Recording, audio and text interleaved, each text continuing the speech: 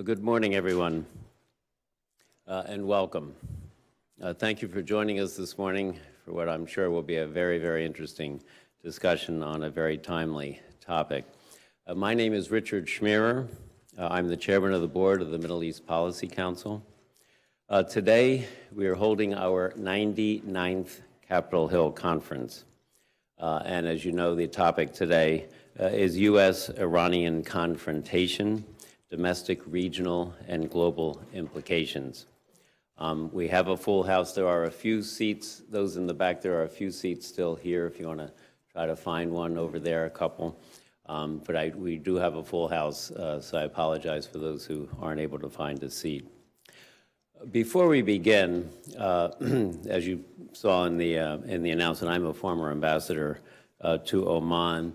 And I would like to just take a moment to note the end of an era in the region. And that was the passing of His Majesty Sultan Qaboos on January the 10th. For almost 50 years, Sultan Qaboos was a source of great wisdom and very good counsel to many, including many American presidents, who sought his advice to deal with the challenges of the region. I was privileged as ambassador to have the opportunity to do the same, and there's no one that I respect more in terms of his intelligence and his knowledge and his efforts to try to bring peace and stability to the region than Sultan Qaboos, so he will certainly be missed. Now, before I turn to today's program, let me say a few words about the Middle East Policy Council. The Council was established in 1981, and our purpose is to promote dialogue and education concerning the U.S. and the countries of the Middle East. We have three flagship programs. Our quarterly Capitol Hill conferences, such as today's event, our quarterly journal, Middle East Policy, you saw copies on the table outside, which has a very good reputation among those with an interest in Middle Eastern affairs and can be found in some 16,000 libraries worldwide. And our educational outreach program, it's called Teach Mideast, which provides educational resources on the Middle East targeted mainly towards secondary school students and teachers. So I would encourage you to visit us on our website, www.mepc.org, and our Teach Mideast program on its website, www.teachmideast.org, to learn more about our organization and our activities. Turning to today's event, let me note that this program is being live streamed on our website. So I'm pleased to welcome all of those who have joined us online. It is also being broadcast on C-SPAN. The conference proceedings will be posted in video and transcript form on our website, as will a recap of the discussion. An edited transcript of the program will be published in the next issue of our journal, Middle East Policy. Let me now briefly introduce our panelists. We will begin the program with Dr. Suzanne Maloney, the Deputy Director for Foreign Policy and a Senior Fellow at the Center for Middle East Policy, Energy Security, and Climate Initiative at the Brookings Institution. Next, we will have Ambassador Doug Silliman, who is the President of the Arab Gulf States Institute in Washington and a former ambassador to Iraq and Kuwait. After Ambassador Silliman will come Ms. Joyce Karam, the Washington correspondent for the UAE newspaper, The National, and an adjunct professor at George Washington University. And finally, we will have Ambassador John Limbert, a former Deputy Assistant Secretary of State for Iran and a former ambassador to the Islamic Republic of Mauritania. I'd like to thank all four of you for joining us today. The program will begin with each panelist delivering brief opening remarks.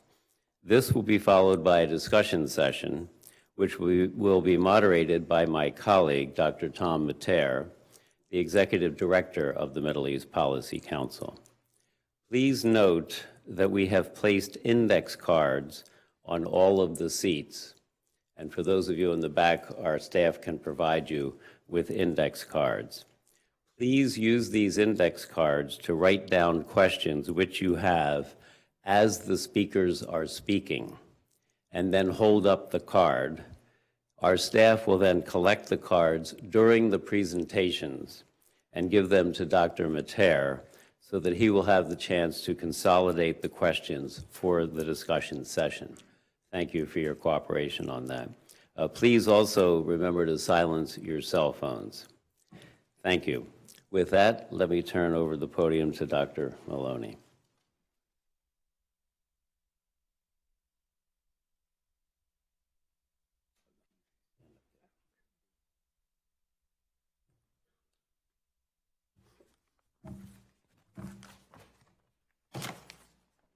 Good morning. Sorry for the technical difficulties. I was expecting to sit and talk, but I'm really happy to stand and talk, especially since so many of you are standing. Thank you all for coming.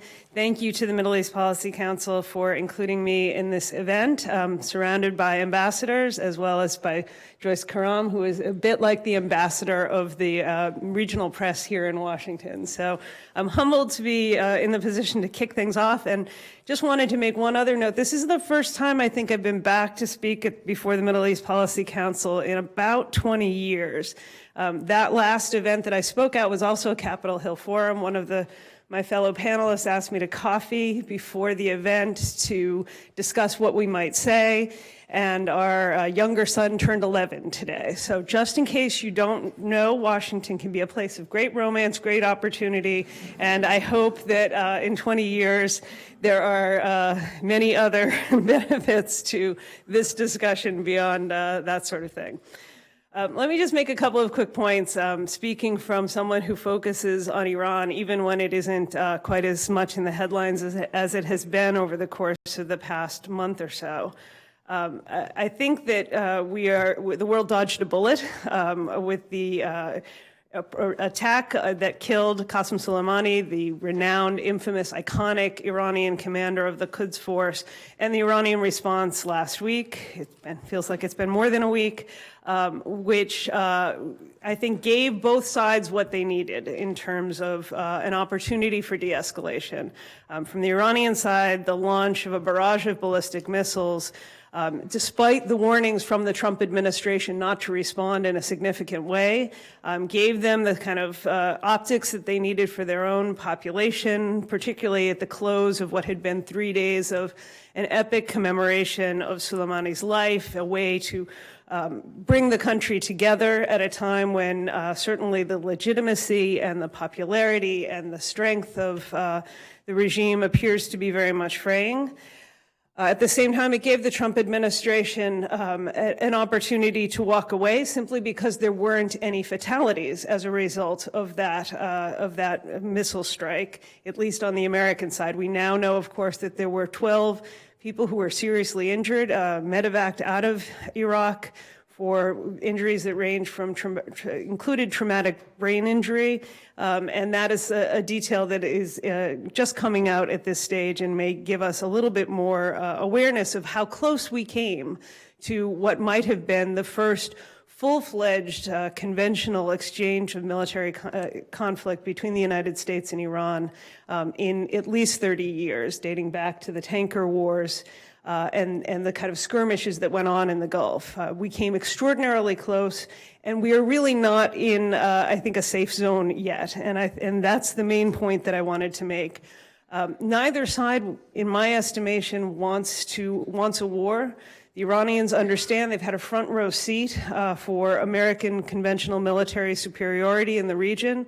They understand that in a direct shooting war with the United States, it's not simply a defeat for Iran, it would inevitably end the regime itself. And they don't want to end up in a spider hole or in some of the very unfortunate endings of other Middle East leaders who face the intervention of the United States or the broader international community in the case of Muammar Gaddafi. However, they also have plenty of incentives to escalate. From the Trump administration perspective, I think this is a president who accurately reads the national mood and has done so actually before many of his contemporaries, both on the left and the right. He recognizes a war weariness among the American population. He has an overwhelming incentive to avoid a full-fledged military intervention in the Middle East. He's been campaigning for years about the costs that have been attributed to the war in Iraq and how that might have been spent better at home. There's very little, I think, wag the dog scenario for Trump that would be an upside for his political prospects in this election year if he were to find himself in a conventional war with the Islamic Republic of Iran. However, as I said, I think that we are in a set of circumstances largely because of the Trump administration's decision to walk away from the nuclear deal in May of 2018, to reimpose economic sanctions, and then to try to drive those sanctions into overdrive in May of 2019 with the decision to rescind the previous waivers that were enabling the Iranians to continue to at least legally export about 1 million barrels a day of their oil, nearly 50% of their pre-sanctions levels. The decision to try to drive those oil exports and oil revenues down to zero, much more significant economic pain than what the Obama administration was able to impose with the support of the international community between 2012 and 2013. One of the elements of Obama's policy that helped lead to the first successful sustained negotiations between the Islamic Republic and Iran and the United States since the negotiations that ended the hostage crisis in 1981. The Trump administration's decision obviously led to a shift in Iranian policy, and everything that we're dealing with today is a function of a direct result of that shift in policy in May of this year, which began with a series of small attacks on merchant ships and other infrastructure in and around the Gulf. It was calibrated, it was precise, it was intended to send a signal to the international community. Number of messages intended there that I think are still very much consistent with the way that Iran is responding to the situation that it's in today. First, the Iranians have a kind of long-standing strategic doctrine which holds that the best defense is a good offense, that if you sit back and accept pressure, that it will be read as weakness, and you have to punch back and punch back hard. And we saw that over the course of May and June and July, when there were, as I said, a number of attacks, including rocket fire on American military, diplomatic, and private sector facilities and personnel in Iraq. We saw that, of course, in September when the Iranians first, perhaps for the first time from Iranian territory, hit the Abqaiq oil processing facility, which took out about 5% of Saudi oil production. A significant strike, a precise strike, but one like all the previous ones that avoided civilian casualties, that avoided significant environmental damage in the region, that also avoided precipitating the kind of escalation that we very nearly found ourselves in last week, and that I think we are likely to see emerge once again. This is the Iranian playbook. There's really no reason for them to change that playbook now. They have, in fact, more reason to push back and to punch back and to demonstrate to the Trump administration and the world that they're not going to simply live with the siege of their economy, which has cost 50, 100, 200 billion, depending on which statistics you believe, not just in terms of the oil revenues that Iran has had to forego, not just in terms of the assets and revenues that are locked up in foreign bank accounts, but in terms of the opportunity cost, the growth that Iran would have experienced. Instead, the Iranian economy is estimated to be retracting upwards of 10% in this year alone. That's an enormous, historic reversion of an economy, and it's not sustainable indefinitely. So the Iranians need to push back because they need to galvanize international support for their position. They need to press this crisis so that it's not simply suffered by the Iranian people, by the Iranian leadership. They need to find a way to make this a problem for the entire international community. They also, of course, now have the extra incentive of needing to avenge Soleimani's death, perhaps needing to restore some of their own domestic legitimacy that has been, I think, further shattered by the revelation that it was, in fact, the Iranian military that shot down a civilian airliner and killed 176 mostly Iranian or Iranian heritage individuals in the midst of the ballistic missile strike. They still need to break the siege, and so they're still going to be pushing back. They're going to be doing it, again, precisely calibrated. We see, in fact, from the satellite imagery, even in the attack on al-Assad and Erbil, that the Iranians appeared, and they have, of course, stated this publicly, that they were appearing to try to avoid military casualties. They were appearing to try to control the cycle of escalation, but they are not going to back down. Let me just close with two final points and turn the mic over to my colleagues. First is, it's going to be very tempting for all of us to blame this on the Trump administration, the dysfunctional policy process, the catastrophic decision to walk away from a nuclear agreement which, while not perfect, was at least functioning as intended to try to restrain Iran's nuclear ambitions and try to give the international community time to find ways to further ensure that Iran would not be able to develop or have access to nuclear weapons capability. Let's try to resist that temptation, even though it's an election year. We need a serious discussion of where we go from here, whether you were a supporter of maximum pressure, as some certainly are, or an opponent of maximum pressure. Today, where we are is in a place where the United States and Iran have been very close to conventional war and are likely to be back there once again soon. We are in a place where the nuclear deal is not functioning as intended, and we simply can't revert to status quo ante, no matter what all of the Democratic candidates say.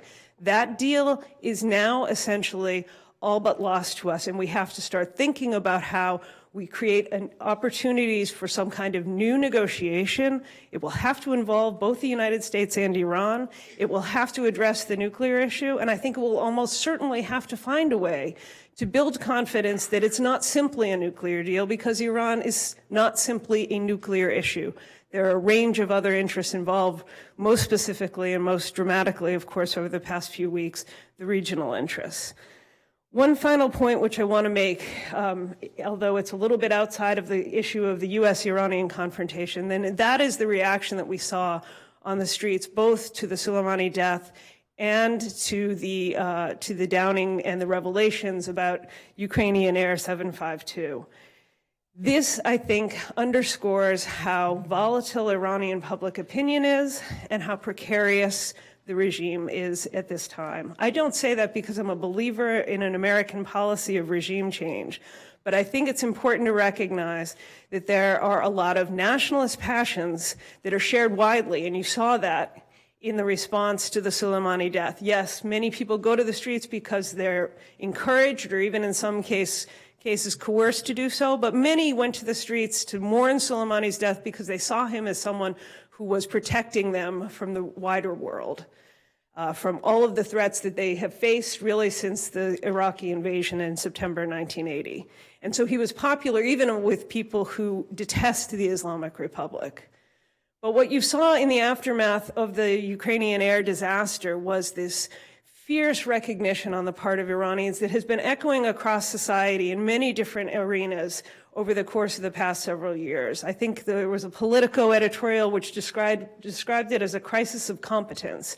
This sense, whether it's the Kermanshah earthquake, whether it's the floods, whether it's the dust storms, whether it's a variety of economic and social issues that Iran has been facing, that the government is not capable of doing what it needs to do. It is not, in fact, trying to protect the best interests of the Iranian people. It's not advancing a better way of life for Iranians. And this is, I think, an incredibly powerful sentiment, and it is one facing a leadership which is being confronted by succession, elections, and aging. And as a result, I think we have to be prepared for a lot of uncertainty within Iran and a lot of unpredictability in the way that it responds to the challenges it's facing. Thanks. Can I remind you that if you've written a question, could you hold your hand up and we'll collect it?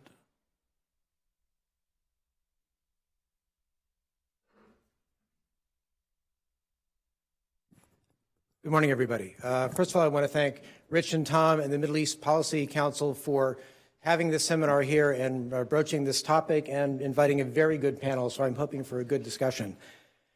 There are three things that I'd like to do in my short remarks this morning, mostly to spark further discussion later on in the program. I want to first expand a little bit on the timeline that Suzanne just laid out of events of the last few years.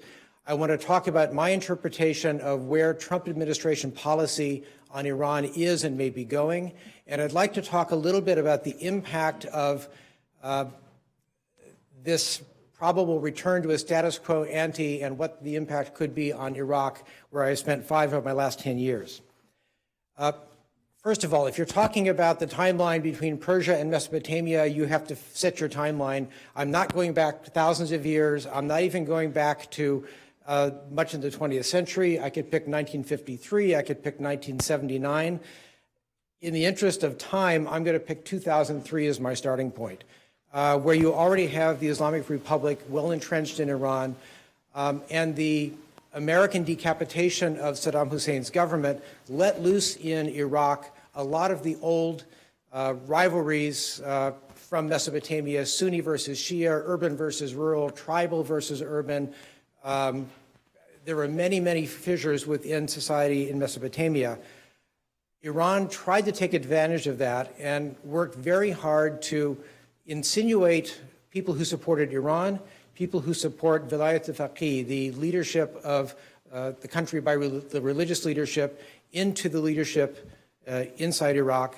And Qasem Soleimani, as he took over the Quds Force, worked very hard to create in Iraq security structures which very much mirrored what had been created under the Islamic Republic. So you saw the creation of militias like Kataib Hezbollah, which cut their teeth militarily fighting American forces at the end of the surge and through the departure of American forces in 2011.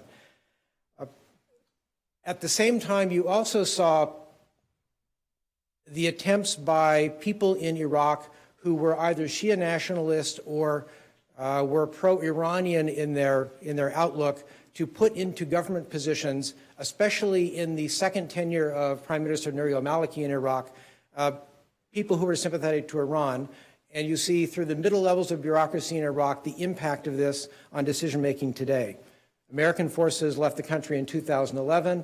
Again, there was a bit of a power struggle among Iraqis where Qasem Soleimani, Shia factions, particularly Shia militias, gained in strength. And then with the rise of ISIS and its invasion of Iraq in 2014, it brought the United States and the coalition back into the country, but it also gave Soleimani and the Quds Force an opportunity to legitimize the militias that they had created earlier and expand on that in the popular mobilization forces. This changed significantly with the Trump administration when it came in 2017. And it was clear by the time you get to the middle of 2018 when the administration withdrew from the Iran nuclear agreement and imposed the maximum pressure campaign on Iran that the relationship was going to fundamentally change.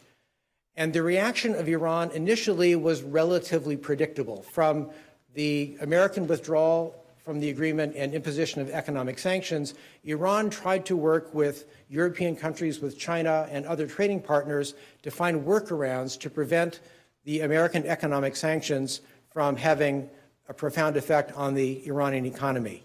They tried that for the better part of a year, had almost gotten to a deal with the European Union on trade mechanisms, but those fell apart because of the secondary sanctions imposed by the U.S. administration.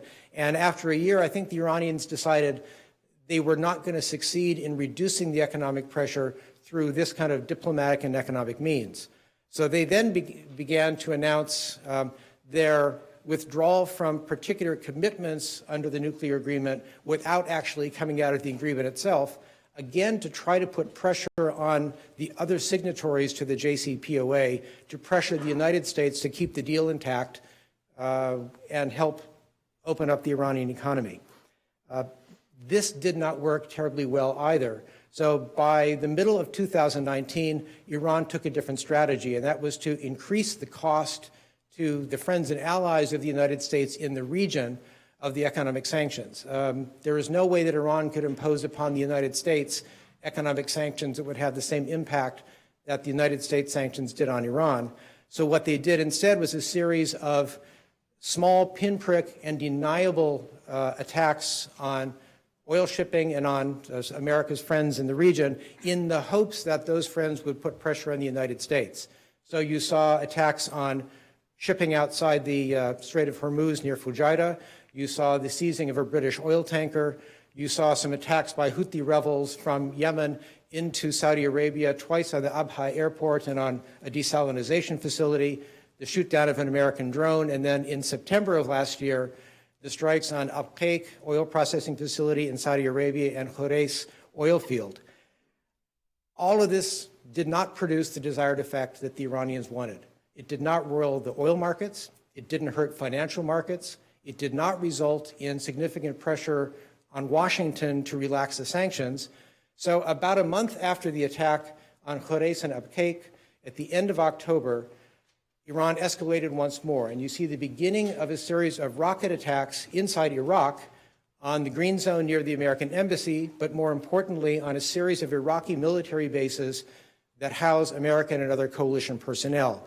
And through end of October, November, into early December, there was not much impact. On the 8th of December, attacks on a counterterrorism service training facility injured 6 CTS soldiers, but no Americans or coalition forces. But I think throughout this period, the Trump administration, through private communications and public communications, said that the red line of the United States is an American casualty at the hands of Iran or Iran's allies, and we will hold Iran responsible if there is an American casualty.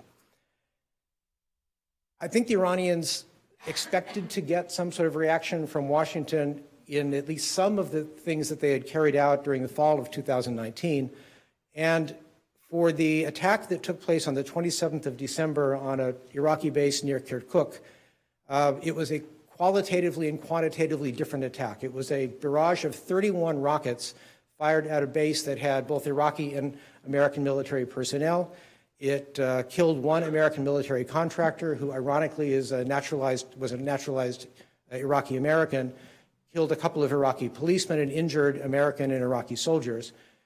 But they seem to have intentionally wanted to cross the Trump administration's red line. And in so doing, they set off a very quick succession of escalation that we all remember from 3 weeks ago. Almost immediately after, the Trump administration ordered attacks on Kataib Hezbollah bases in Iraq and Syria. That was followed by an attempt to storm the American embassy in Baghdad, followed by the targeted killing of Qasem Soleimani in Iraq, followed by the Iranian barrage of ballistic missiles on or near 2 bases in Iraq. And I agree with Suzanne that neither side wants a shooting war. And what struck me from the Iranian commentary on the killing of Soleimani is that since the United States took responsibility for that killing, Iran as a state had to take responsibility for a response to that killing, and therefore was very open about the way in which it sent its ballistic missiles after American military forces in Iraq. But that kind of squared it off. So what I expect to see going forward is a return to the status quo ante. And you've seen already the American administration double down on sanctions. Last week, Secretary Pompeo and Secretary Mnuchin announced new sanctions, so there will be increased American pressure on the Iranian economy. I expect over the course of the next few months to see more activity by Iranian proxy forces in the region and perhaps elsewhere, again, to try to increase the cost to the United States and American allies of the economic sanctions. Let me talk a little bit about my interpretation of where Trump administration policy on Iran is. And I think one of the problems that many in the press have, and probably people in Tehran as well, is that the Trump administration has not clearly articulated the goals that it seeks in its Iran policy up to this point. Depending on who you speak to or who is interviewed on TV, they talk about a permanent end to Iran's nuclear weapons program, an end to Iran's ballistic missile program and deployment of ballistic missiles, an end to support for proxy forces in the region, and in some quarters, concerns about human rights and religious freedom in Iran. What I think is probably, going back a little bit further in the administration to the first Iran policy paper that was written, that the press mostly focused on the desire to pull out of the JCPOA, the nuclear agreement. But also in that same strategy, there was real concern expressed about Iranian adventurism in the region, but also the fundamental underpinnings of the Iranian state being tied to the Iranian Revolution, and therefore having enshrined in the constitution and the laws of Iran this radical ideology to liberate Muslim territories, to help oppressed peoples around the world. And this was, I was reminded this week in speaking to an Arab ambassador in Washington that this is one of the biggest problems underlying negotiations with Iran, because if the Trump administration, as the president says very directly, doesn't want regime change per se, they certainly do want a fundamental change in the behavior of the Iranian government and the way that it deals with the world. We can delve into this a little bit later in the discussions. Finally, I want to talk just a little bit about Iraq. If I'm looking at the places in the world where Iran is best equipped to use its proxies to put pressure on the United States, Iraq is the easiest for them because they have the largest network of political support in Iraq than other places. They have the largest network of military support through the Popular Mobilization Forces in Iraq. And I expect that we will see in the future more pressure on the United States and coalition forces, because one of the main goals of Qasem Soleimani and the Quds Force over the past decade has been to push all Western military forces and as much Western economic influence as possible out of Iraq so that Iran can use Iraq as its security, political, and economic strategic depth. You already saw this with a vote in the Iraqi parliament a week and a half ago, where most of the Kurdish members of the parliament, most of the Sunni members of the parliament boycotted the session. And while the vote was 170 to 0, I heard behind the scenes in my social media feed a lot of allegations of death threats against Shia MPs and family members if they did not go to the parliament and vote against the continuation of coalition forces in the country. There will be a big fight over the course of the next 6 months to a year over whether or not this direction by the parliament is legitimate, whether a caretaker prime minister can accomplish this, whether there need to be new elections. And unfortunately, somewhat forgotten in all of this has been the very real pressure from the Iraqi street and the hundreds of thousands of young Iraqis who have been demonstrating, particularly in the south of the country and in Baghdad, for government reforms, government competence, reduction of corruption, and a reduction of foreign influence, but generally meaning Iranian influence, because that's much more prevalent in the south. So what I see going forward is a return to the status quo ante, and in the short term, not a shooting war between the United States and Iran, but now both the United States and Iran are likely to double down on their earlier strategies, economic sanctions or action through proxies, and we'll have to see how that plays out.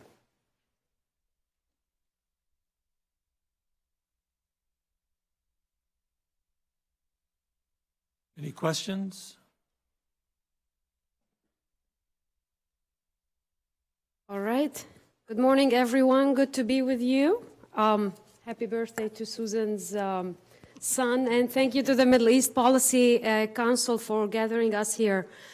It's been such a slow month if you're in the news business, but I'm going to keep my remarks short, mostly about the aftermath of the Qasem Soleimani killing.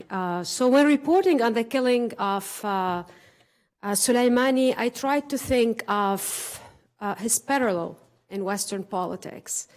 A head of intelligence, a head of an army, a senior advisor to a president, to a leader, an envoy. I quickly gave up. There was none. He was a general. He was a head of a U.S. designated terrorist force, a viceroy in the Middle East. an advisor to the supreme leader, and a political operator. So 2 weeks into his killing, it has very much shaped the region, and here is how.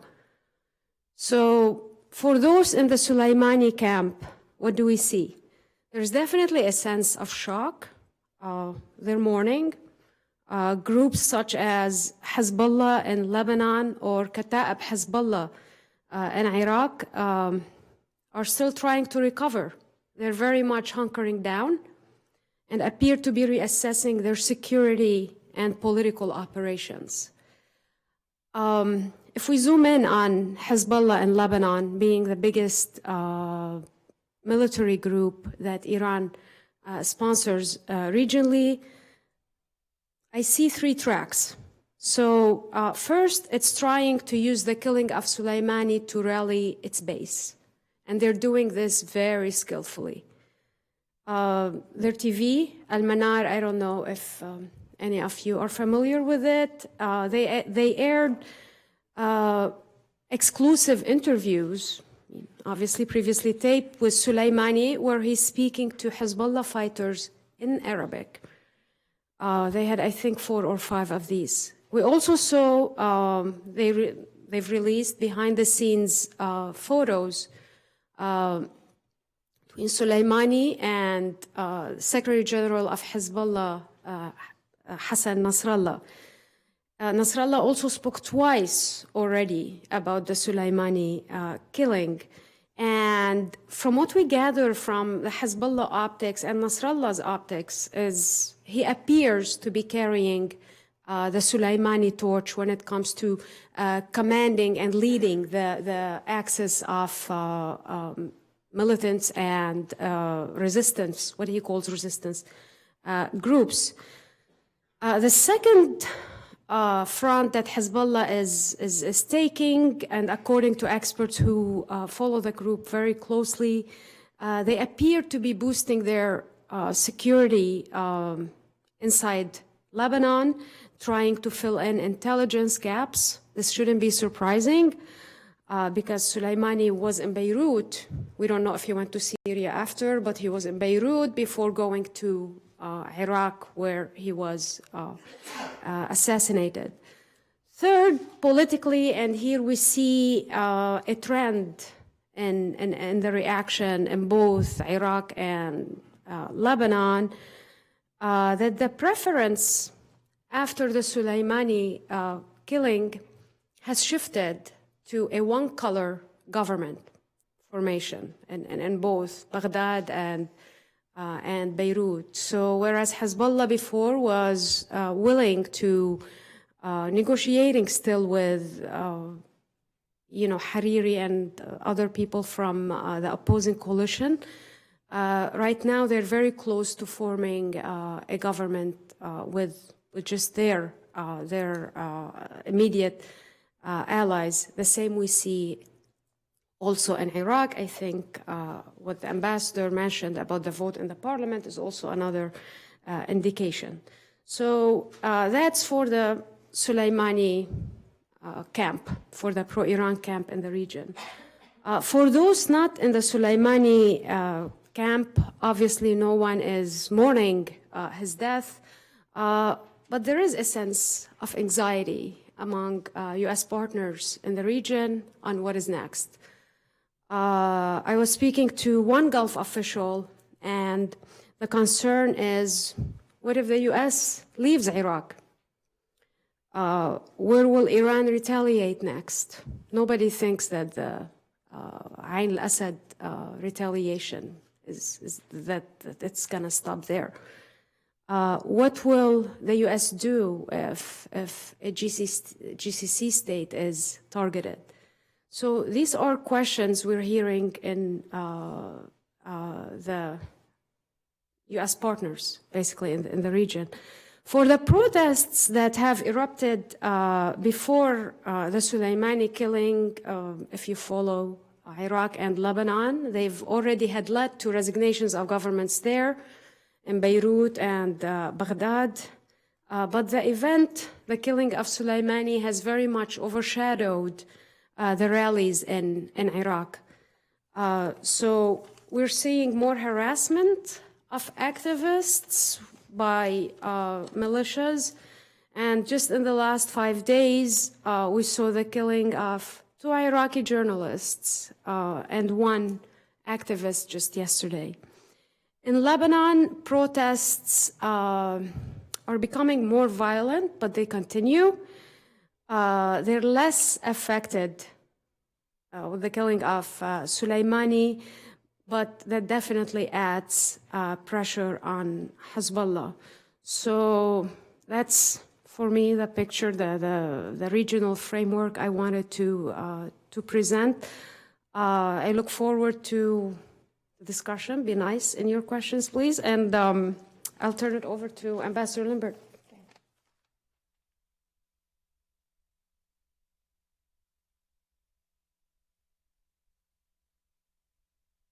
Well, thank you, thank you very much, and good morning to everyone. I'm so impressed, and thank everyone for coming out on this Friday morning at the beginning of a long weekend. It's a wonderful comment about Iran always being in the news, even on a Friday morning in Washington. I want to thank our hosts also for putting this together. I'm going to start on a personal note. My connections to Iran go back a long way. They go back about 60 years. As a tourist, as a teacher, as an academic researcher, very briefly as a diplomat, and for us, unfortunate length of time as a prisoner.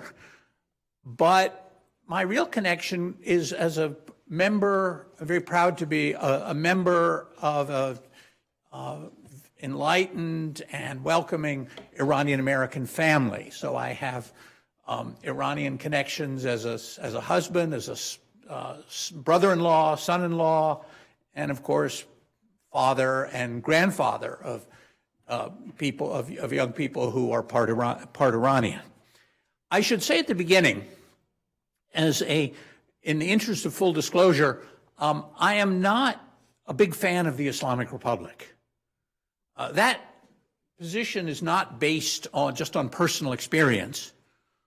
It's a feeling that our Iranian friends, relatives, they deserve better than they have.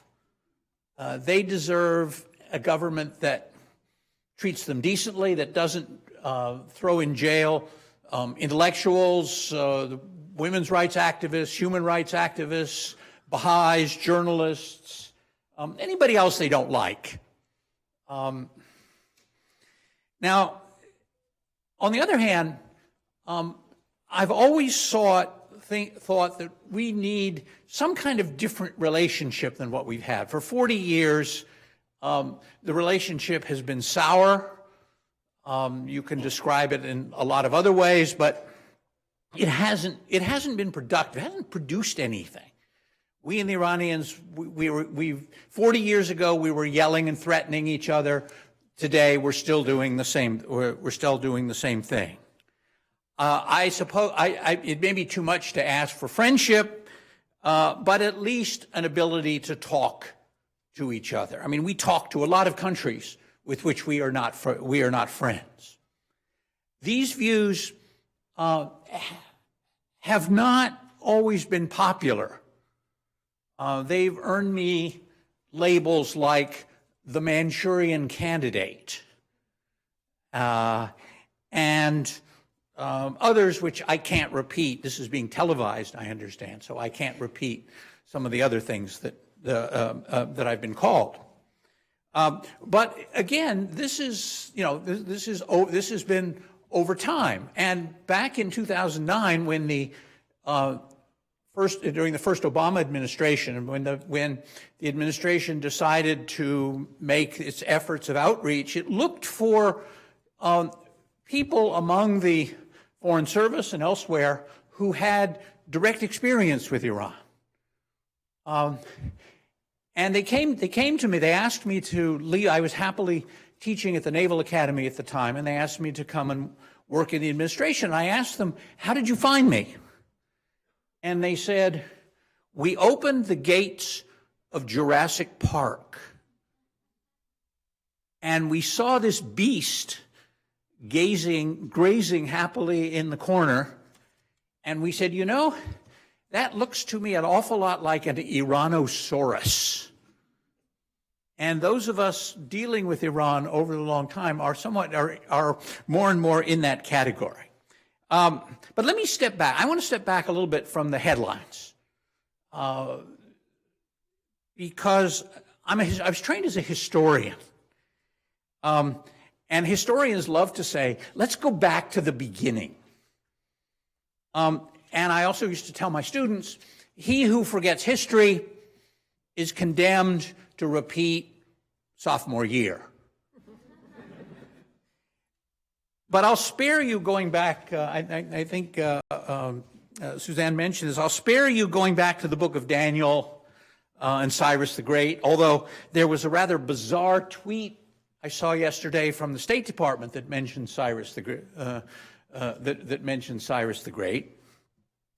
But to put things in context, and all of the wise words that you heard from the colleagues, there are two geographic historical realities that still apply today and that shapes the way Iran sees itself and its relations with the outside world.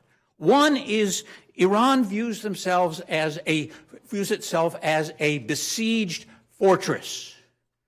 It needs to control the Persian-speaking heartland on the Central Plateau, but whoever rules Iran must also protect the non-Persian-speaking periphery, particularly the mountain walls to the west and the north.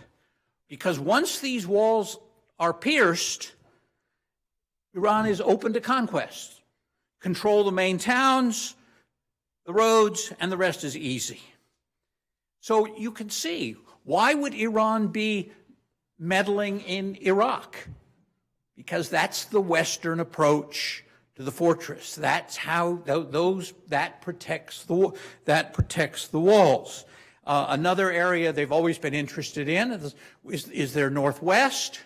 The loss of the Caucasian provinces in the early 19th century, that was a blow. I don't think Iran has ever recovered from that. I think it still suffers because it removed a natural barrier from the north. Second reality is Iran in its region is an outlier. It's not like the other peoples and places. It is not Sunni. It is not Arab. It is not Turkish. It is isolated. It's isolated culturally, historically, and thanks to some very inept diplomacy under the Islamic Republic, politically as well. I mean, think, who are its friends in the region? Not many. I mean, devastated Syria, and of all places, isolated, landlocked, Christian Armenia. The Armenians and the Iranians get along very well because they both hate the Azeris, who share the Shia religion, by the way, with Iran. I call the Iranians the Bretons of the Middle East. Another reality is 100 years, what I call the 100-year struggle of Iranians to assert independence, dignity, and to have a government that treats its people decently. Go back 100 years, Iran was in a very bad place. Literacy was 5%. Life expectancy was 30 years. Infant mortality was about 50%. University places, 0. And among that 5% that was literate, they knew they were in a bad place. And they said, we have to do something. That struggle And originally in that struggle, you have the constitutional revolution, you have other movements, you have the oil nationalization movement. The U.S. was originally on the good side of that. We were on the side of the good guys. We supported this struggle until 1953. And another thing that often, in my experience, bothers a lot of my Iranian friends is that as Iran struggles, the Arabs sometimes do better, and that bothers Iranians. You know, think of the Green Movement in 2009, then the Arab Spring follows in 2011, and the contrast was brought up in a very clever slogan that someone was chanting on the streets of Tehran. They said, I'll translate it for you: Tunis, Tunis, Iran natunist. Iran could. No, sorry. Tunisia could, Iran could not. And that seems to be there. The struggle goes on, and the failures go on. Now, let me just end with talking about Iran and Iran experts. Let me say that being an Iran expert in this town actually isn't very hard. Because you only have to be able to say two things. One is, I don't know. And the second is, it's very complicated. That covers, I think, about 95% of it. I would just ask you to be wary of what things that you hear about Iran. You'll hear, you already rightly, I think everyone in this room is rightly suspicious of the phrase, the imminent threat and the attack on 4 embassies that we heard about, and you rightly demanded evidence that was never provided. I would ask you to be careful of when you hear phrases like malign behavior and Iranian hegemony and Iranian threat. I would just ask yourself, what does this mean? When you say threat to whom? Who is threatened? And how much are they threatened? And a closer look might reveal a reality that's a little bit different from maybe the first impression. Let me just end with one incident that to me illustrates what a better relationship would look like. Is anyone here familiar with something called the Mississippi Delta Health Project? Some of you, good. It's a really very interesting program. The Mississippi Delta, as I'm sure most of you know, is one of the poorest regions in our country, and efforts to improve health conditions down there haven't paid off. They've had different projects, they've tried different things. So some people in Mississippi heard about a program in Iran called Khane Behvar, the rural health houses. And they thought, that sounds interesting. It might apply. Maybe it would be useful. It would buy a useful model to reach remote and difficult areas. So they approached privately. They approached the Iranians, the people responsible, and said, "We're interested in your program. Could you help us?" And the answer was, "Of course." And this program has been going on quietly for many years. And a group of Americans, went to Iran. They were near Shiraz, and they stopped at a tea house near Marvdasht, a small town near Shiraz, and they were talking they were sitting there, and the Iranian and the Americans were talking to each other in English, and the local people asked, "Who are these people? Who are these foreigners?" And the answer was, "Well, they're Americans." And the response was, "Americans? I thought we got rid of the Americans."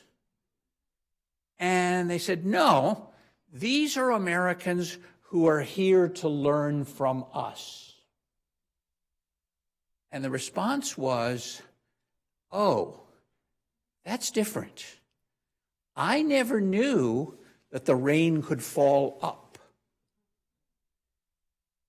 Now, to me, that story, in a small way, is perhaps where we should be. Where we should be. Well, I thank you for your attention, and I look forward to our discussion. Thank you.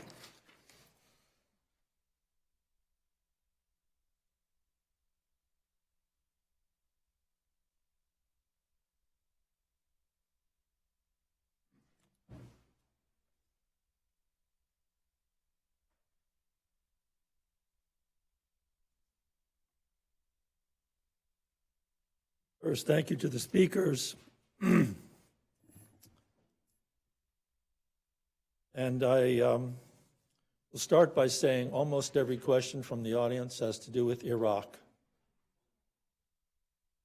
and the impact of all these events on Iraq. But before we get to that, I'd like to ask a question that Suzanne raised, and particularly Suzanne raised, and find out what the other panelists think about it in more detail. It's a question that has been asked in the in the media, namely, has the action taken by the United States in killing Soleimani established deterrence, or has it raised the possibility of escalation?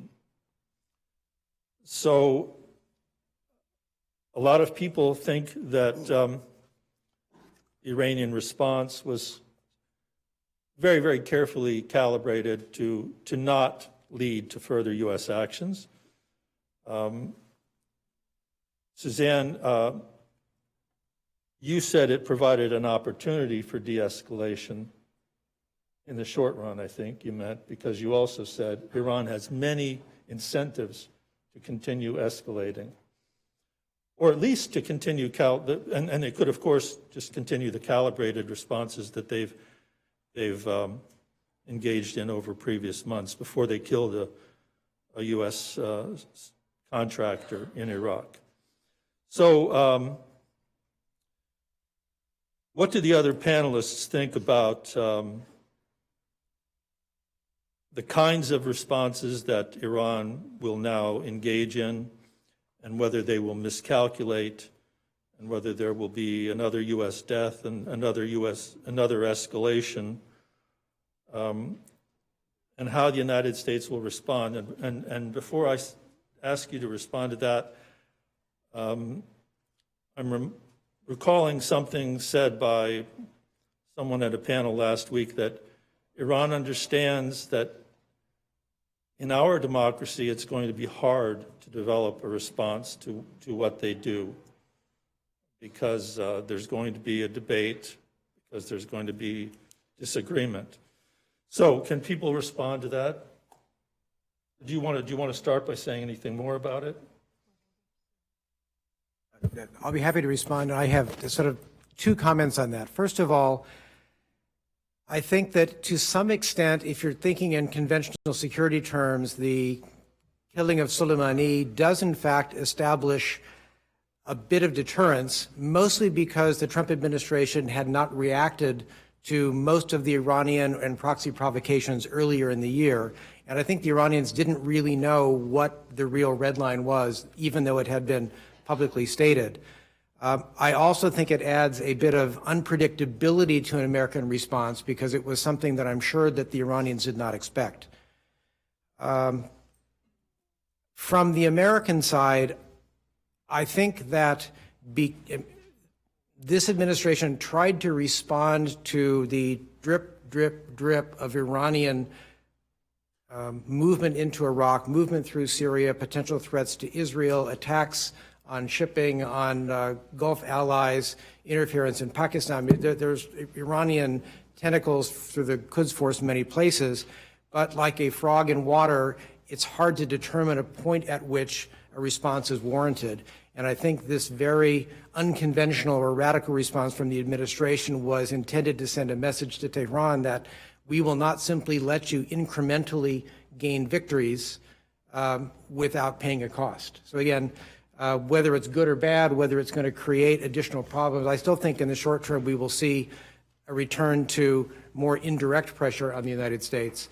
But I think that there was both a message sent from Washington and received in Tehran, but I leave to others who know more about Iran to discuss how that might be, what kind of reaction there might be from the government.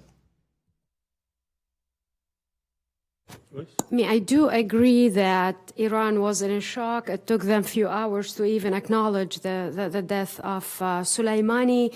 But on the question of deterrence, I think the jury is still out. We know from the attack on the Iraqi U.S. joint base, Ain al-Assad, that it was intended to kill. We now know that there's been a dozen wounded. Attacks are still ongoing since the killing of Soleimani from Iraqi militias on whether Taji base or others in Iraq. So this hasn't stopped. So I think it's really too early to tell, and it still remains to be seen if the red line is crossed again, where U.S. Personnel is killed, or Iran could respond through proxy and have that deniability. And here it's actually important, if you listen to the leader of Hezbollah, his first speech after the killing of Soleimani, and he was clear. We will respond, but you just need to know that our operations, we're not getting instructions from Iran. So he's already offering Iran the path to deniability. So I do think it's very complicated to answer one way or another. John? Well, I would just endorse what some of the other speakers said, that what remains puzzling for me was what was the goal of it? What did we seek to achieve? I mean, I've never heard it explained. I've never heard it articulated. So one suspects that there's little in it beyond making us feel good. And you never lose much politically in this town by bashing the Iranians. We've been doing it for 40 years. We'll do it again. I would also endorse the statement about this contradictory and duality of Soleimani's status. That to many he represents a very unpopular. He's the support of a very unpopular regime and a very unpopular policy that spends Iranian resources in adventures abroad at a time when many people are feeling great economic stress. At the same time, he is an Iranian patriot, and he fought against the Iraqis. He has a very distinguished war record. He helped defend the homeland against Iraq. He helped defend the country against ISIS with the tacit cooperation of the United States, I might add.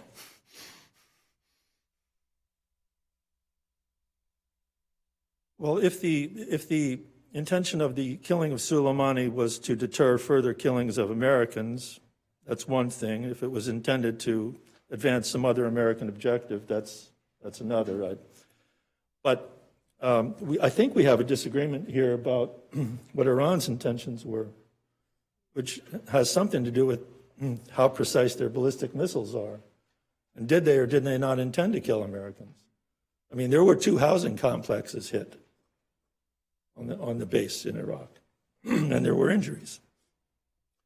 So if they're precise enough to do that, maybe we have not established deterrence, although they did give us 3 hours advance notice. So do you want to say something? I'm not sure if this is working. It is.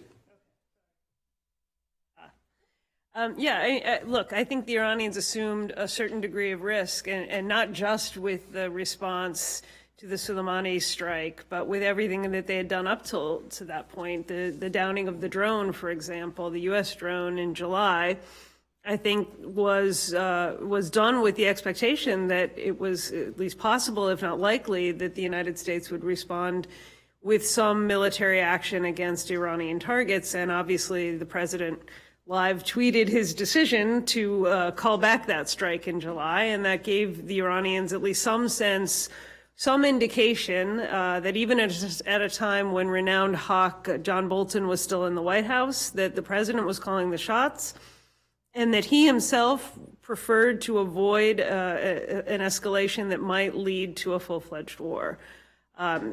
So in terms of the targeting of the base and this most recent strike, they used ballistic missiles. This was not a sort of small-scale attack. They didn't have the capacity for precision that they would have had with a different type of response. But through the warning, and at least in their own telling, they were making some effort to try to avoid casualties, to try to minimize the prospects that President Trump would then respond in kind in a way that would lead to a full-fledged exchange of hostilities. And they were taking other steps to try to avoid that as well. Apparently, at least some of the reports suggest the decision to continue civilian air traffic out of Imam Khomeini Airport near Tehran was done with the expectation that that might deter the United States from responding. And of course, that had catastrophic results in terms of the misfire of missiles against a civilian passenger jet by the Iranian military.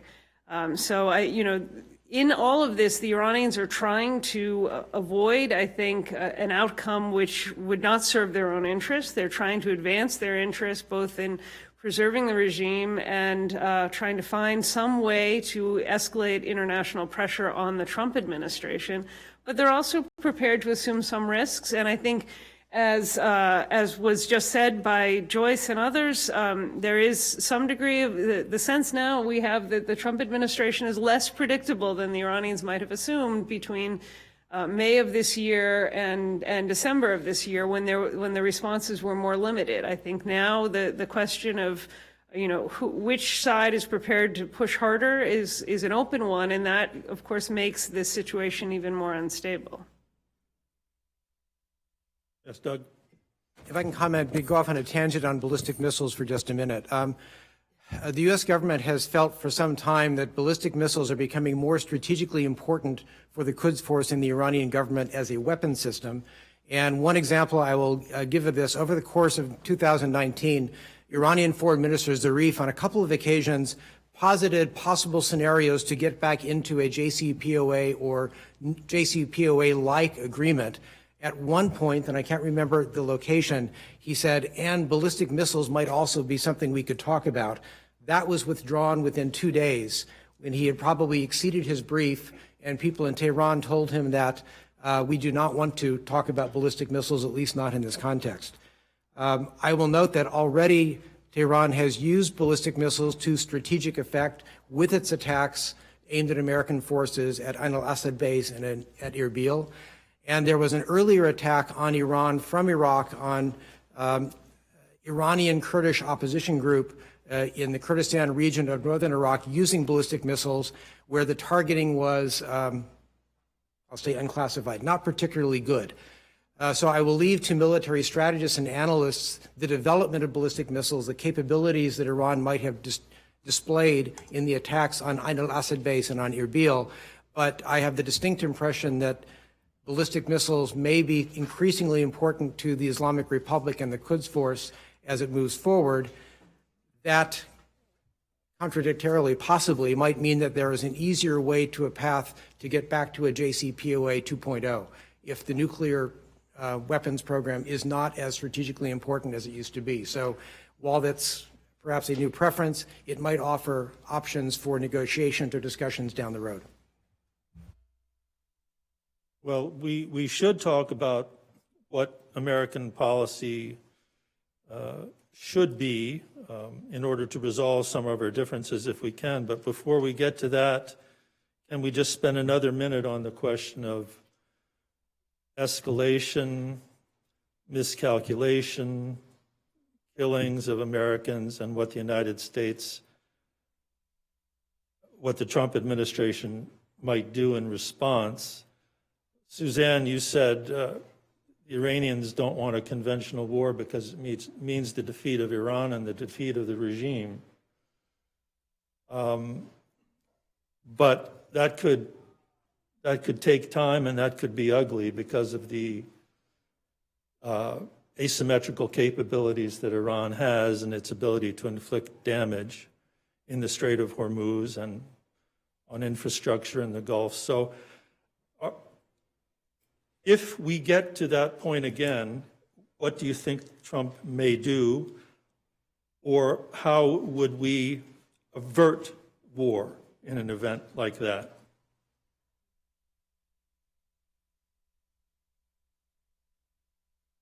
I'll start, but maybe just with the first half of that question. What do I think Trump would do? And here I might try to answer the question that Ambassador Limbert put on the table about what was the point of this strike on Soleimani? Was it just to enforce the red line? Was it just a retaliation? Was it just an appealing item on a PowerPoint slide that the president thought was something cool to do? I actually think it's part of a broader strategy within this administration. Their theory of the case is almost precisely opposite of that of the Obama administration. And it is predicated on this notion that Iran does respond to pressure, but only to really, really severe pressure. And that we have essentially, through a series of administrations, both Bush and Obama, declined to take on Iran for all kinds of reasons, because of the risks of blowback, because of the prioritization of the nuclear negotiations. But in doing so, we have essentially effectively empowered Iran by failing to be willing to put our own risk on the table, by failing to be willing to use our own conventional military superiority.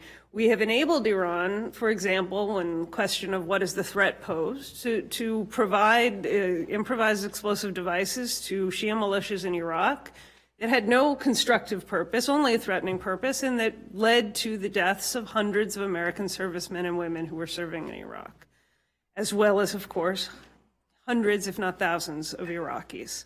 And so the Trump administration, I think, and I've heard this said by someone who is now in a senior position, believes that we have to be disruptive. We have to be prepared to push hard on Iran, and that by pushing hard, we may get much more than the Obama administration was going to get. We may find that we set the regime back on its heels, and by taking out someone senior.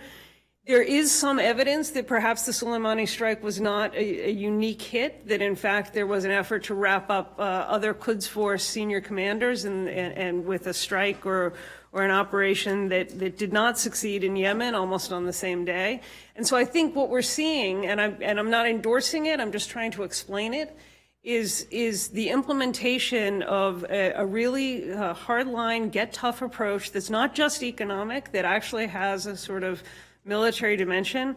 I don't yet know if it's likely to be more successful or less successful than what prior administrations have done, which has tended to be more restrained in the application of American military power and more forward-leaning in the attempts, at least, to engage diplomatically.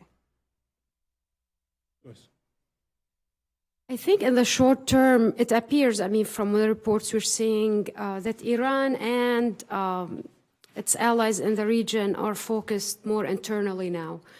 As I mentioned, Hezbollah is hunkering down. You have the Iraqi militias, Khazali, for example, taking more precautions when to appear in public. So I think they're trying to unify their ranks to close any cracks in their intelligence loopholes, because yes, there could be other strikes that target, for example, PMF, Hashd al-Sha'bi leaders in in Iraq.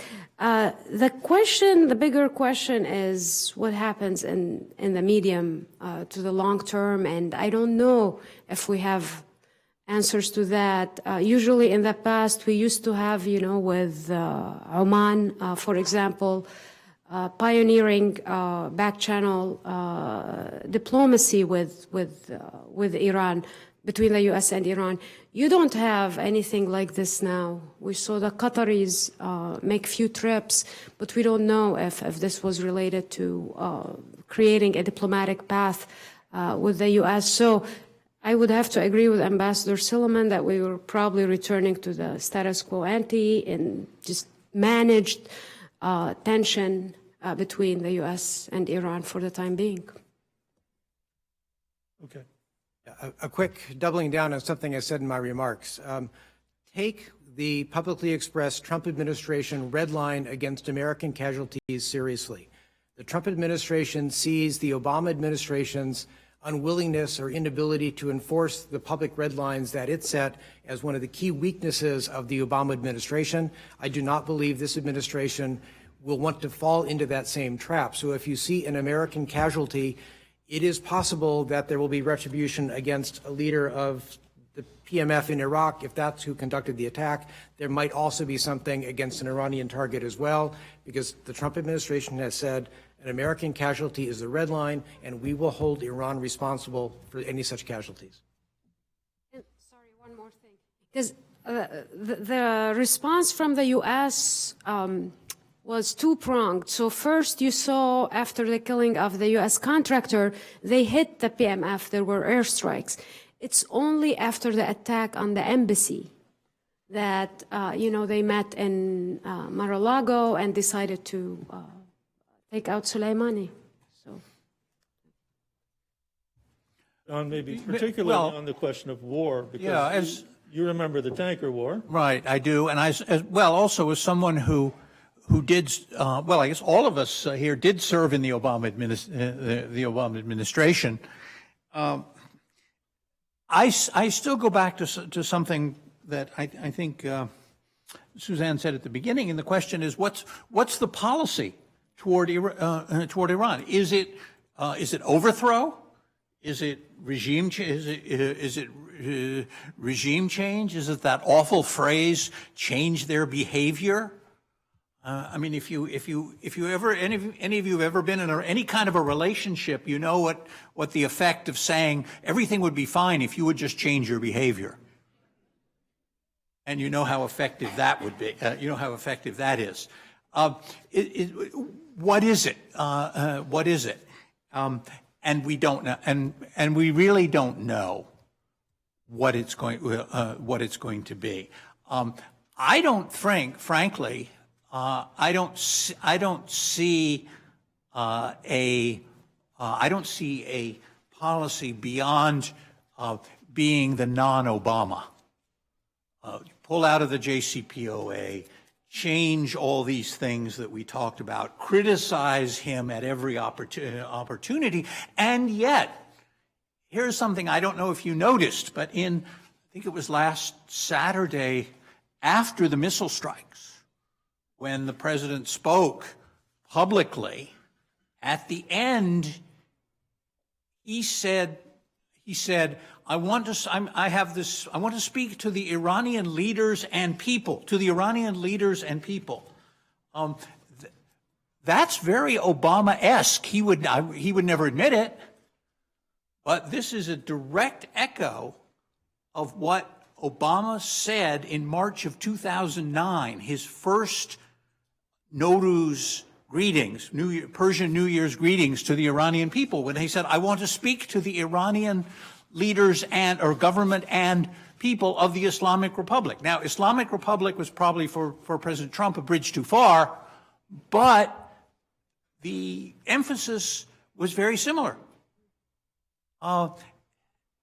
And it was in 2009, it was a great change. The emphasis before was, and you hear this particularly from, you hear this a lot from this administration, we love the Iranian people, we hate your leaders. The sooner they're gone, the better. Now it's a change. This is a change. So you're seeing, I keep asking myself, what is it they want? What do they really want out of this? And you seeing contradictory signals coming out of this administration. If I were sitting in Tehran and listening to this, I'm not sure I'd know what to make of it. Well, then let's move to the question of U.S. policy, what it should be, and that takes us to the question of Iraq, too. Doug, you said you didn't think the administration had clearly articulated its policy, but maybe another way of saying it is, well, maybe another way of looking at it is that they've articulated a policy that may be unattainable. You look at Pompeo's 12 points, and then implemented a strategy that may be ineffective. So how would people respond to that? And what would a realistic set of objectives be?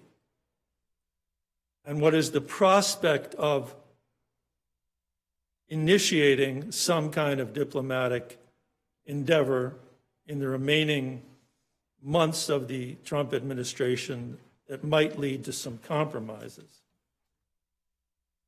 And should it concentrate only on the nuclear program and getting a better one, or can we get into questions like ballistic missiles and Iranian influence in Syria and Lebanon, et cetera? It's really difficult now to define a good path forward for a policy success with Iran, partially because, one, the administration is mostly acting bilaterally, talking indirectly to Iran. They wanted to have the U.S. administration work something out with Tehran. That's, again, the opposite of what the Obama administration did is in seeking to develop an international consensus, which they did around the need for controls on Iran's nuclear program. In my experience in recent years, there is general international agreement on the bad activities that the Islamic Republic has carried out, not only on the nuclear program, but also on the development and deployment of ballistic missiles, the interference through proxies in neighboring governments, and especially in Europe, concern about human rights and religious freedom on the ground in Iran. There is an international consensus of the things that Iran is doing wrong. What I'd like to see is this administration trying to focus attention of the world on those issues that can be negotiated and made a little bit more concrete. And although I know, John, you don't like the idea of this phrase, change Iranian behavior, it is rather negotiate Iranian behavior to fall within bounds that the broader international community would consider acceptable. This is really difficult, and it doesn't begin with belligerent statements toward Tehran. It begins with consultations with our key allies in Europe, with Israel, with our partners in the Gulf, and other major stakeholders. But if you look at the goals for Iranian policy, there is, for those countries in the world that worry about Iran, there is general agreement on the things that we collectively would like to see Iran change. And I'd like to see the Trump administration make more of an effort to internationalize these issues and find a way to begin talks, something that is progressive. This is not a two-week negotiation. This is not a series of meetings between the president and President Rouhani. This is a years-long process that will look something like the JCPOA, but far more difficult. But it has probably the advantage of keeping the region a bit more stable during the process of negotiation. So that's my vision of a way forward. It's hard to define, however, a set of goals for Iran that might bring the world together to collectively press Iran to change certain behaviors. If you are going, if you define your goals in the way you do, and I agree with you. I mean, you can talk about the nuclear program, you can talk about cooperation against ISIS, you can talk about regional issues, you can talk about human rights, many things you can talk about. The question is, how do you do it?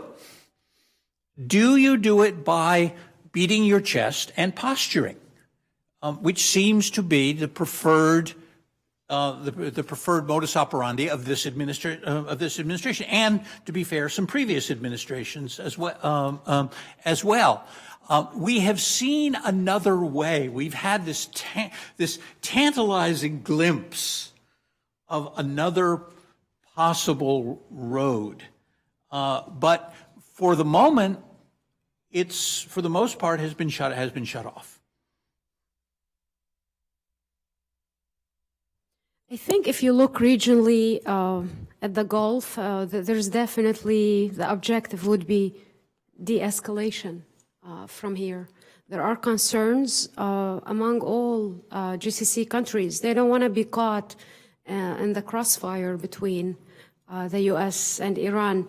When you look at Saudi particularly, I think there's a great paper written by Yasmin Farouk of the Carnegie Endowment, and she lays out clear concerns for Riyadh, primarily all what Saudi has invested in Iraq in the last 2 years to improve its relations could now go down the drain if we see a U.S. withdrawal, or if Iraq descends into a civil war. On the maximum pressure point, I mean, when you talk to U.S. officials, they frame it as a big success. They think Iran is in a place they wanted Iran to be, that there are protests internally, that the regime is weaker and it's not being able to project its strength as it was prior to the campaign. Yeah, I'm not sure through all this time we've been reporting on Trump and Iran that we actually see a comprehensive strategy with Plan B, or with we're gonna start diplomacy this way or through this partner. You do see, however, an intent both here and in the region that if negotiations resume with Tehran, that regional countries have to be on the table, that it would have to entail ballistic missiles, that it would have to entail Yemen, Iraq, issues that were not on the table during the nuclear deal. Yes, in fact, one of their objections to the JCPOA was that they were not part of the discussions, and they have indicated recently that they would need to be part of any other future discussions. But if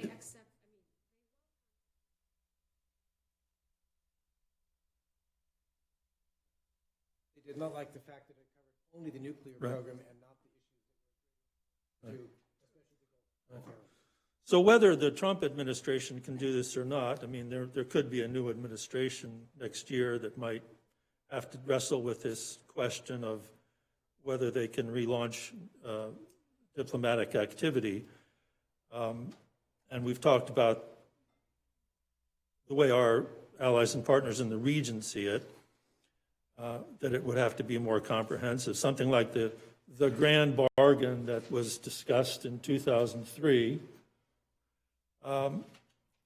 So it looks like, John, you have a different view of sort of the forward defense strategy of Iran, its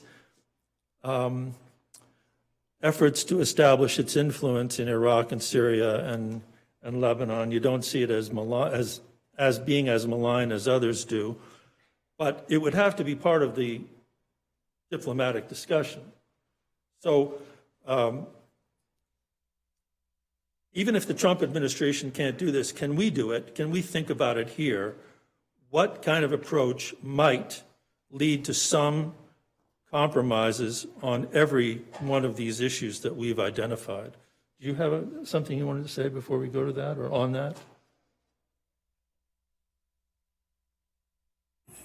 I know a candidate who has a plan for everything. I don't know if she's a plan for this one. I am not affiliated with the campaign, but I was just thinking the whole idea of a plan, it would be nice if there were sort of ready-made plan that we could just plug in, and whether it's this administration or a future administration, that was guaranteed to bring us to a better position on the wide range of issues that we're confronting with Iran. I don't think that it's possible to devise such a plan in whole and perfect form. I do think that we can look back on the experience of the Bush administration, which frankly started off in a very different place on Iran than where it ended, and think about how one finds a way out of a predicament that may be self-generated.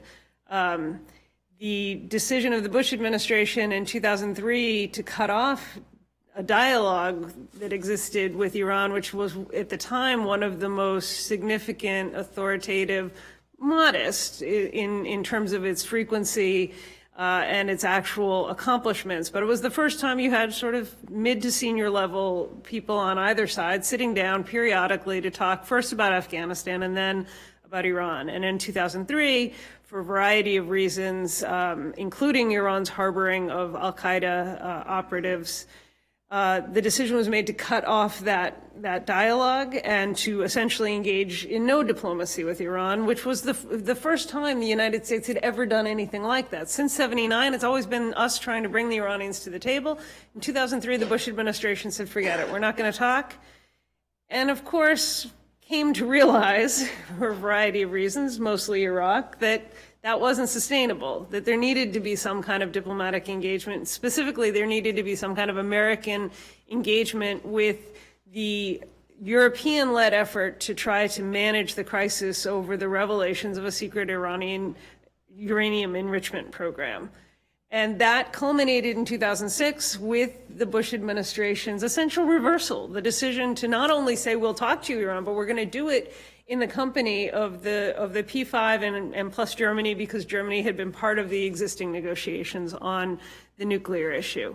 That set a framework which wasn't all that useful for a number of years. The Iranians balked at engaging initially because of the demand for a resuspension of uranium enrichment, which had been part of the expressed opinions of the International Atomic Energy Agency and the three European powers that have been leading those negotiations, but became very much crystallized as sort of Bush administration obstructionism. But setting that framework in 2006 was vital to getting us to where we were in 2013 when the negotiations really took off. There were lots of other things that happened in the interim, including much greater economic pressure, including much greater international cooperation with that economic pressure as a result of a number of factors, including the Obama administration's outreach and willingness to say things like the Islamic Republic and send private messages to the supreme leader. But what was fundamental was that diplomatic framework that was built, that was invested in. Various American officials went dutifully to meetings, waiting to, hoping to have some kind of a productive conversation with Iranian counterparts on the nuclear issue. It took a while, it took all these other factors, but it actually eventually paid off. And I think that's what we ought to be trying to devise now, which is some kind of a diplomatic framework. I think the P5+1 actually worked very well, but it's probably not ideal for the whole scope of issues with respect to Iran. Try to find a way to revitalize this ad hoc multilateralism that works so successfully with respect to the JCPOA, and think through how we approach the different baskets of issues. And of course, the Iranians bring their own issues to any comprehensive negotiation, and think through how we're going to approach all of those. What are the partners? Who are the parties? And how do we manage this in a way that actually has some prospect of being successful when and if the conditions are right? Any other comments on that? How to start? Well, no, the fundamental question that this administration and a Trump 2.0 or a Democratic administration starting next year has to decide on is, do we seek specific changes in Iranian behavior, as I laid out earlier and as John talked about, or are we seeking a fundamental change in the structure of the Islamic Republic, which will be much harder to achieve, as John so aptly pointed out. And I think that's really the question that the administration now needs to wrestle with. I think that we can get, as Suzanne points out, international support for negotiations where you're making trade-offs on specific military, political, or economic items. But to change the Iranian constitution, the nature of the regime is a much more difficult thing, and I doubt that that could be done quickly, if at all. And given our record in such things, I mean, both of us served in Iraq, that's not for us to do. Our record of meddling in other countries' domestic politics doesn't come up, particularly in the case of Iran. That usually has not ended well. So when you see figures in this administration talking about the brave people of Iran and talking about their human rights, and then at the same time imposing travel bans and imposing economic measures that make it difficult to find medicines. I think you can understand why these declarations of support and sympathy for human rights and of the Iranian people do not meet an overwhelmingly positive response. I think Iraq would be the place to watch to see if we see any U.S.-Iranian rapprochement there. We're hearing more from the White House and the State Department that they're talking to NATO to have a bigger role in Iraq. I'm not a military expert, so I don't know if that would be feasible, a middle ground where, perhaps the U.S. Leaves or delegates some of its role to NATO in Iraq. Regionally, I think if we see Iran regional negotiations with Gulf countries, that would be mostly, I think, reflected in Yemen, where that goes. The Saudis are already talking to the Houthis there, and we've seen. I mean, even the Houthi response to the Soleimani killing was more timid than they didn't promise retaliation. Rich, did you want to say something? Yeah, I was very pleased, Suzanne, to hear your comments about diplomacy. My comment would be, I was the U.S. ambassador in Oman when we began the effort to engage Iran. This was the first part of that diplomatic engagement. There were a number of factors, fortuitous chance factors, that ultimately led to success. It happened that we had a situation with some Americans being held in Iran. They were innocent Americans who had been taken in Iraq. And that effort to resolve that, which was ultimately successful, led to an opening of a dialogue, not between the U.S. and Iran, but between Oman and Iran, to try to help us resolve that issue.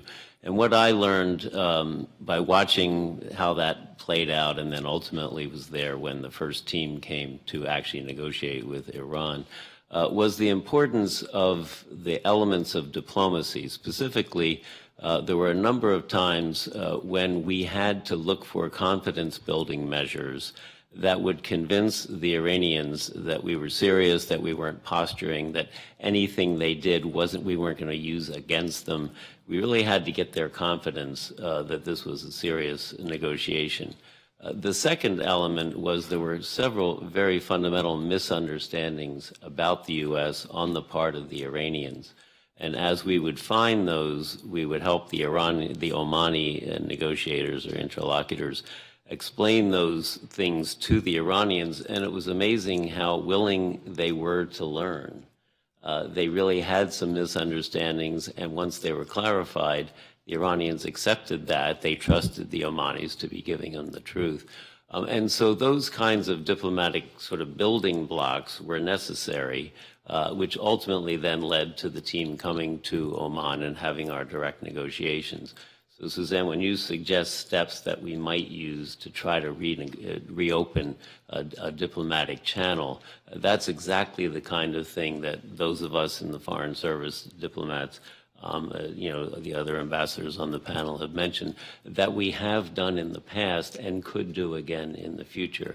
So I would encourage the Trump administration or any future administration to look back at the ways in which these kinds of impasses have been taken care of or overcome through these kinds of diplomatic measures, and specifically the kinds of concrete steps that need to be taken. Unfortunately, the passing of Sultan Qaboos has left a gap in leadership in the region which could be helpful in this regard, but there are others, and certainly his successor, who's a very capable person, could be someone who could help. So there are players who could help us reestablish some kind of negotiation, and I would certainly encourage, as you described, a path to do that. Well, some of the people in the audience have asked questions about whether recent events may have strengthened the hand of hardline conservatives in Iran relative to reformists and pragmatists, and making diplomacy harder. Some of the people in the audience have asked if we can actually, given the fact that we haven't really consulted with allies, if NATO countries would be more willing to replace us in Iraq, if we chose to withdraw, or if these events are going to lead to us being pushed out. So can people address, and there's also a question in the audience here from someone who wants to know if we should include Russia and China in these talks, and they were included in the discussions about the nuclear agreement. But could they actually be constructive in deciding what Iran's role is going to be inside Syria, if we came to something like that? There's several different questions here. Can people respond?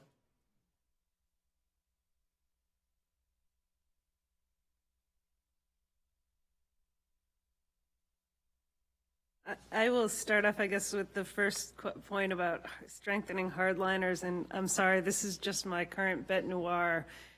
Everything, every moment of U.S. foreign policy, there is a question expressed and concern expressed about whether our actions are going to strengthen hardliners. I've never seen evidence that we have been able to do anything to unstrengthen or weaken the hardliners in Iran. I've never seen any evidence that we have the capacity to tilt the balance of the factional politics in Iran in a meaningful direction toward those who are capable and willing and interested and determined to change core Iranian policies outside of the nuclear issue, where I think there was a regime consensus around the need for a diplomatic resolution of that crisis because of the economic costs that it was imposing. But I think it's unfortunately become a trope, the strength and hardliners debate, because those hardliners have had ultimate authority throughout the past 40 years. They have had the capacity to retaliate against their own internal rivals and competitors. They have the control of the judiciary, the control of the security services, and there is very little that elected branches of government, even the most reformist leaders that one could imagine being successful in finding avenues of influence within the Islamic Republic, the structure of power as it exists today is absolutely biased in favor of control by hardliners, and we cannot change that. More to the point, the reformists cannot change that. They have tried. It has been 20 years. It was 20 years ago when I spoke last time with Middle East Policy Council, at a time where I actually thought there was a lot of hope for a balanced shift in favor of those who wanted to reform the Islamic Republic from within. They have tried for 20 years. They have been unable to do it, precisely because the structure of power, the control of these key elements, levers of power, makes it impossible for them to do it. So we should be concerned about the way that our policies impact Iranian public opinion. We should be concerned about the way that the Iranian leadership interprets both our rhetoric and our policies. But I think we should give up the mirage of trying to orchestrate some kind of an ideological shift within the current political establishment within Iran, because that is well beyond our capability. If I may just add a bit to that, no, Suzanne, you're exactly right about the futility of trying to balance this faction against that faction inside of Iran. But the reality is that after 40 years in power, and a lot of these are the same people who came into power back in 1979, came back in power in 1979, this particular regime or setup or whatever you want to call it, by all appearances, is very fragile. Because it's dealing with a population that's very different. That's aware, that's savvy, that's well educated, and wants something different. While the state, the regime, is ossified. I mean, it's old. To quote my good friend Karim Sajjadpour, he says the average age of the people in power today is deceased. And they've stayed in power. They've stayed in power 40 years by being willing to be very brutal, and to if they need to kill, if they need to repress, they need to imprison, they will do it. But I think they sense things getting out of slipping out of their hands when something like the shooting down of the Ukrainian airliner can have such a reaction. Who knows? Maybe that's not going to change the situation, but something else may. Maybe not tomorrow, but maybe a year from now, maybe 2 years from now. But I think we're looking at a very fragile situation. You think this regime could lose its control?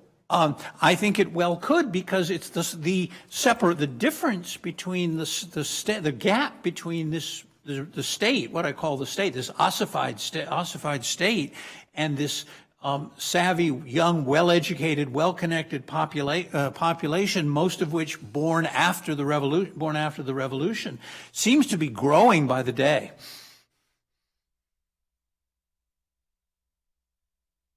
You mentioned 2009, and you know how the regime responded to the uprisings in 2009, Exactly. and also use of force against the popular protesters, even within the recent months. Well, I mean, look back to the revolution, go back to 1979, 78, 79. Once the security forces, the military, simply refused to fire on the protesters, to deal with the protesters, it was all over. Okay. And you ask yourself, when is that going to happen?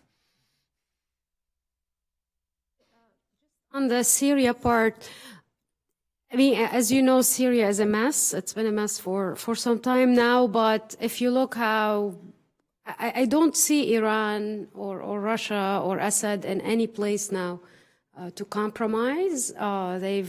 He's consolidated power. I mean, at least in the areas of his control. They're going even for Idlib province now, bombing hospitals, civilian areas. And 2 days after declaring a ceasefire. Right, and you have now, Turkey coming in from the north. You have Israel striking Iranian proxies in Syria just 2 days ago as well. So Syria is just a mess of its own. But you do see, and that's one element we didn't address, that ISIS could be taking advantage of the situation. The U.S. military in Iraq had to pause operations because of the difficulties and prioritizing protecting its bases. So we've seen an attack in Kirkuk, not unusual, but it's just, you do see just small elements that we could see an ISIS resurgence if the sectarian war is back in Iraq.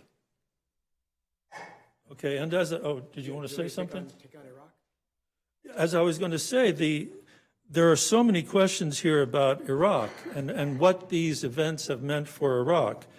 How does it impact the popular mood? You know, there had been protests against the government for its economic mismanagement, its just governance in general, and the pro-Iranian and the Iranian influence on the government. What does the killing of Soleimani and this recent confrontation mean for all that? You did mention something about the parliamentary vote. Maybe you could say more about that. Is this all going to take place at the expense of the Iraqi people? Is anybody going to replace the United States in leading the counter-ISIS struggle, or are they going to be resurgent? Is Iran going to now get more influence in Iraq because the United States may have to leave for whatever reason? A lot of questions to that effect from the audience, so can we get to that now?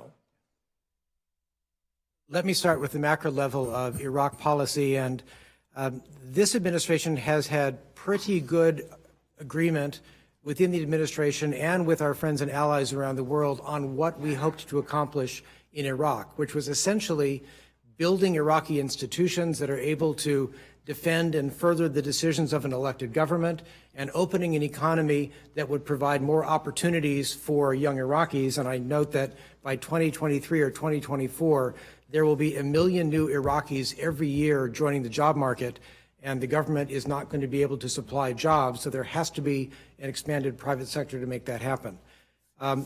There has been broad international agreement in the United Nations. There's a United Nations mission still very active in Baghdad. The European Union, our European allies bilaterally, developed Asia, and much of the rest of the world, focusing on how the world can help Iraq recover from everything that has happened since 2003. The only real country that has gone against these goals has been Iran. And this has been mostly the policy of the Quds Force designed by Qasem Soleimani. And to some extent, Moscow has facilitated this because they can see geostrategic benefits in pushing the United States out of Syria or weakening our position in the region, but they have no real love for Iran and probably not much interest in getting deeply engaged in Iraq. So that's kind of a strategic overview of Iraq. On these issues,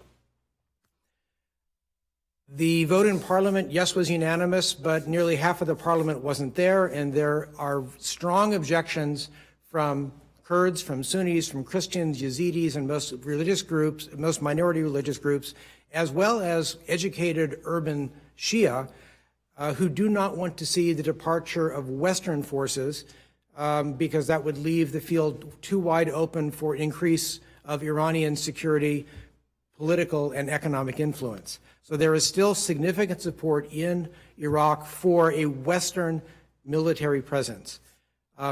My preferred solution, and this is something that has been generally pretty easy for Iraqi politicians to do, is for them to simply do nothing.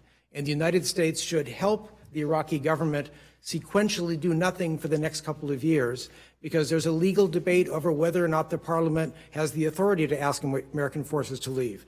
There's a debate on whether or not a caretaker prime minister can abrogate an agreement that was entered into by the previous full prime minister. There's an disagreement on whether or not a new prime minister can be selected with or without elections. And then the exchange of notes between the United States and I think similar notes from the 16 other countries in the coalition all have a one-year escape clause. So when a government simply says, we would like to end this agreement, it doesn't really end for another year. So as long as everybody can remain calm and remain quiet on the political front, I see this simply dragging into the future, and it may be the middle of 2021 before any of these issues come to a head, and the regional politics and domestic politics in Iraq may be significantly changed by then. If you want to negotiate something new and different, it is possible to reflag Western forces.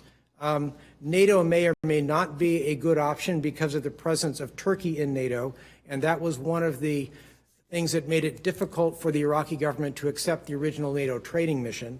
Even though it's commanded by a Canadian two-star, there are also Turkish officers in the structure, and Turkey has a number of forces in Iraq without the permission of the Iraqi government that rankles very much politically. So again, that NATO may be politically problematic. And it is also possible to essentially reflag the coalition. Right now, the command of the coalition is with an American Army 3-star lieutenant general. That could be flipped to another country if that was something that Iraqi politicians could agree on.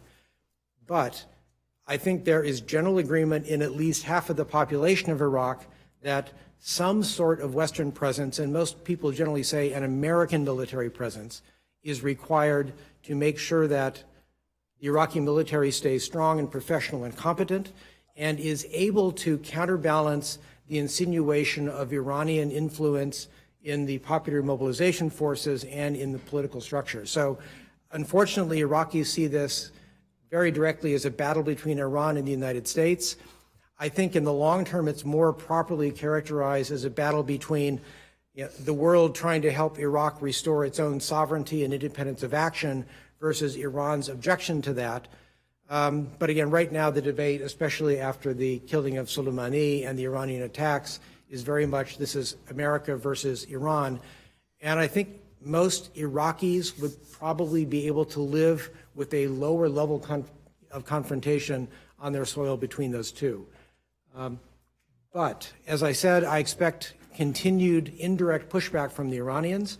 And in conversations with people who work in assistance, people who provide logistic support to coalition and Iraqi forces in Iraq, we have begun to see over the past month more pressure on Iraqi citizen truck drivers delivering food to military bases.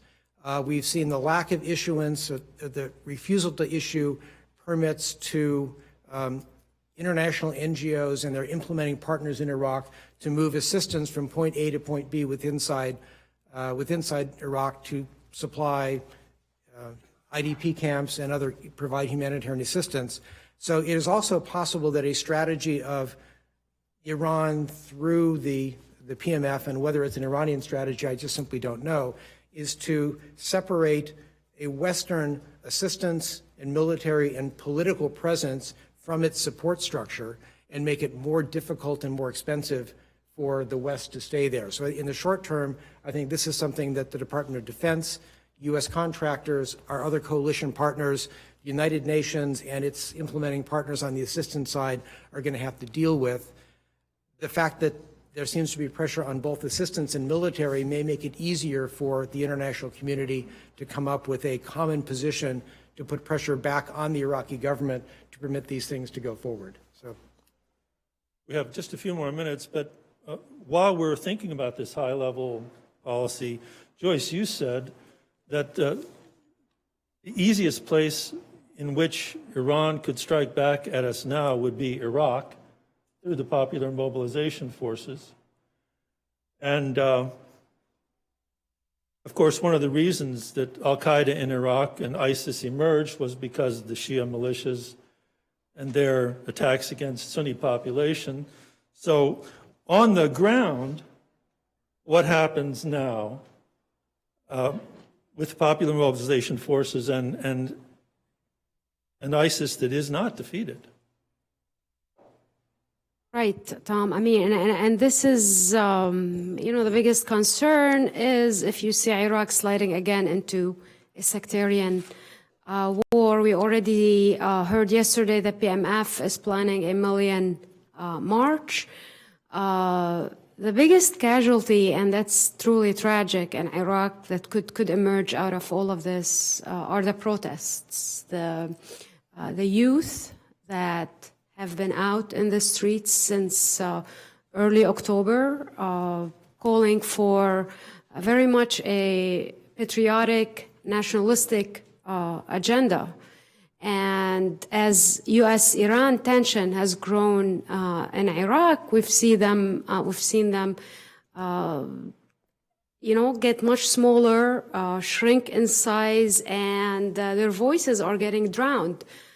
So if that is the case, I could see, we're going back to post-2011 phase where the U.S., then pulled out, and we saw a Sunni insurgency, and then ISIS take off, and we saw a rather incompetent government with Maliki that that's one reason where we are today. But yeah, the biggest casualty out of all of this in Iraq may be the protests themselves. Yeah. Well, that's a sad note, but we are out of time now, so I'd like to thank the panelists and thank you.